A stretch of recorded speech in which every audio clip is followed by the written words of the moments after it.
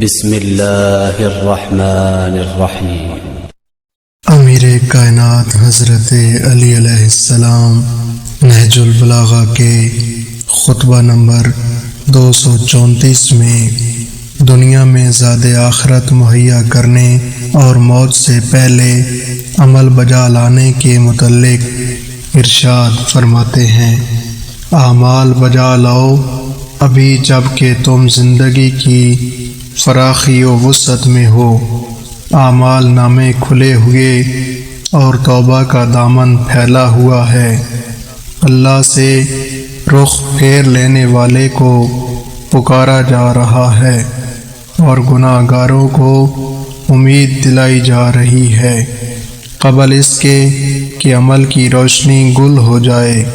اور مہلت ہاتھ سے جاتی رہے اور مدت ختم ہو جائے اور توبہ کا دروازہ بند ہو جائے اور ملائکہ آسمان پر چڑھ جائیں۔ چاہیے کہ انسان خود اپنے سے، اپنے واسطے اور زندہ سے مردہ کے لیے اور فانی سے باقی کی خاطر اور جانے والی زندگی سے حیات جاودانی کے لیے نفع و بہبود حاصل کر لے۔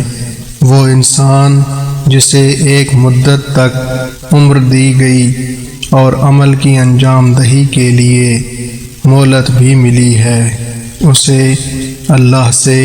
ڈرنا چاہیے۔ مرد وہ ہے جو اپنے نفس کو لگام دے کر اور اس کی باگیں چڑھا کر اپنے قابو میں رکھے اور لگام کے ذریعے اسے اللہ کی نافرمانیوں سے روکے اور اس کی باگیں تھام کر اللہ کی اطاعت کی طرف